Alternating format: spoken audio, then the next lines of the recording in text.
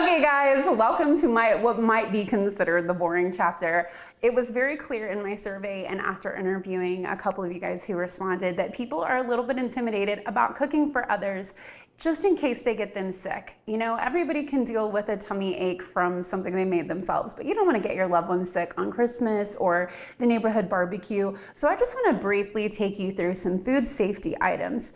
Now, most of these come from the FDA website or the Serve Safe certification program that most food handlers have to take. You can look to them for more resources if you are going to be cooking for the public, but since this is just a beginner's course, I want to give you a basic idea, some things that I think we should all know about food safety to alleviate any concerns we're going to get people sick and to just give you a basic idea of how things work. So, when it comes to food safety, there is 4 microorganisms that we're concerned about. We got to keep them in check. The 4 bad guys are bacteria, viruses, fungi, and parasites. Now, there's 3 things that we can do to make sure 99% of the time these things are not an issue. The first one is going to be washing and sanitizing. That's going to be surfaces like a cutting board that you wash and then sanitize to make sure that you're not getting raw chicken juice on some fresh salad greens that are going to be in a salad. So that's going to be one main way that we keep things clean. Washing and then sanitizing. Sanitizing should be done in blazing hot water, as hot as you can stand it, or there is sanitizing liquids available out there that I'm sure that you've seen in your favorite restaurant if you grew up in the restaurant industry like I did. The second thing is going to be cooking all of your proteins, all of your foods to the correct temperature to kill microorganisms. Now, those are going to be listed on the FDA website, but we're going to also go through some of those things today. The third thing that we're going to be doing is preventing bacteria that may already be in our food. We're going to minimize its opportunity to grow by using something called the 4-hour rule. So to prevent any growth of microorganisms that are already in the food, we follow the 4-hour rule. What's the 4-hour rule? All it means is that any food does not stay in the food danger zone for more than 4 hours. According to the FDA website, temperatures between 41 degrees and 135 degrees are the prime place where bacteria and pathogens replicate. They grow in number. So we want to minimize the amount of time that they are in that window.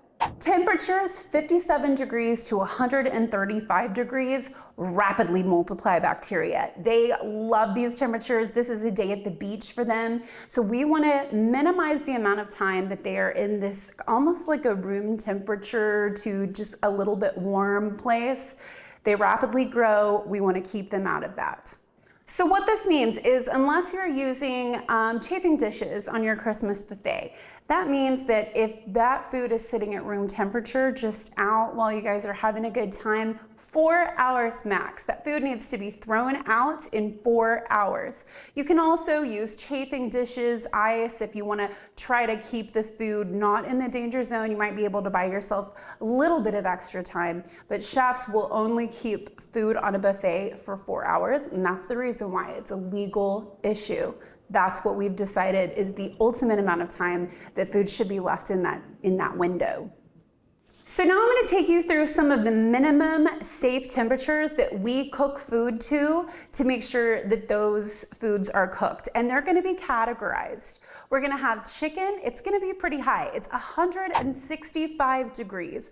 Poultry needs to be cooked at least to 165 degrees to eliminate most pathogens according to the FDA. Now, coming in second, ground beef and any injected meat is going to be cooked to at least 155 degrees. So that means your hamburgers, whatnot. I know not everybody cooks them to that, but the FDA is stating you're supposed to cook them to 155 to at least get them that far. For fish, seafood, lamb, and pork, we're going to cook to at least 145 degrees. For stuffed meat, stuffed fish, pasta, or anything that has been cooked before, refrigerated, and now you're going to reheat it, you also have to cook that to 165 degrees. Now you may be wondering, well, what about that prime rib? Everybody pulls it at medium rare. That's right. So those big roasts, ham, stuff like that, it's gonna be 130 degrees and you're gonna need to hold that for at least an hour. So now I wanna show you some of my thermometers that I use at home. And you don't have to get these, but these are some of the tools that I like to use to make sure that I can always probe my protein and make sure that I've hit those numbers. Because as you can tell already, it's usually protein that makes us sick, or reheating foods like a casserole that we refrigerated for a couple days. The microorganism may have taken some time to grow and now we're not heating it up as hot as it needs to be. So here are several thermometers that you can use to take the temperature of any of your meats. My favorite is gonna be the ThermoPro. Just keep it clean. You're gonna insert it into the thickest part of the meat. And I also take like several readings in different places to make sure that the entire thing is what I want it to be. So this is a really easy one. And the fact, what I really love about this one is it has a magnet on the back, so you can clip it to the refrigerator. That way you always know where it is. And it also has the little chart here for you. So I actually find myself using this one the most, even though I already have all of this memorized. So here's gonna be the next one. This is gonna be the standard thermometer. It also has the little chart on the side, and you'll just stick it in and wait for it to hit a temperature and stay there. And that's how you'll know. And it takes, just a couple seconds to get there. So you just want to make sure that you wait until that dial quits moving, and then you'll get the appropriate temperature. And like I said, we want to measure the temperature in a couple places just to make sure we're getting the proper reading. Now, you guys have seen me use the meter. This is a wireless probe thermometer that you can put in steaks, you can put in your Thanksgiving turkey.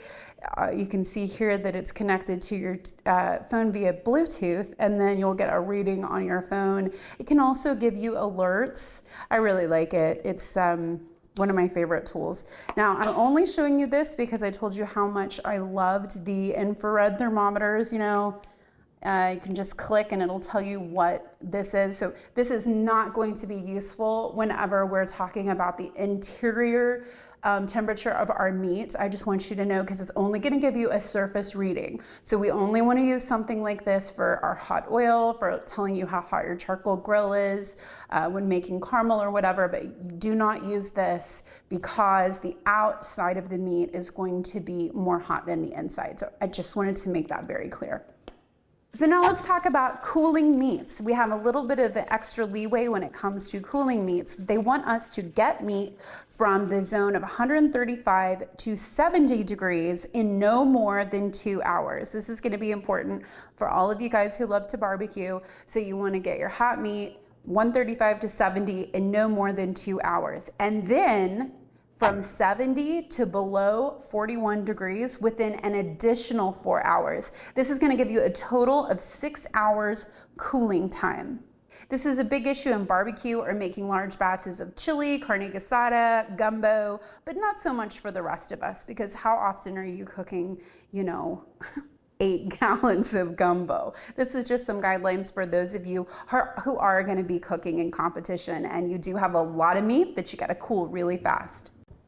And so now your adventure begins. I want to thank you so much for taking this course. I hope that I've taught you what brands are Buy It for Life items, how to avoid the crap that is sold to home cooks, how to set up your kitchen where you're gonna want to be in it all the time, how to buy the best things for your journey as a foodie. And I hope that in the future that you'll come back to us, because we have so many courses lined up. I think some of our most popular items on the survey were Tex-Mex, barbecue, grilling steak, the holidays. So we have so much to look forward to. And I know now that you have the foundation to jump into it and be excited to be in your kitchen, because that's really what the first year of culinary school is about. It's just chefs teaching the future chefs like how to be comfortable, where to get the best knife, how to always be thrilled to be in your space cooking and experiencing food the way that we do. So I want to thank you so much for joining me. I can't wait to see where your journey goes, and I can't wait to see you in the next course.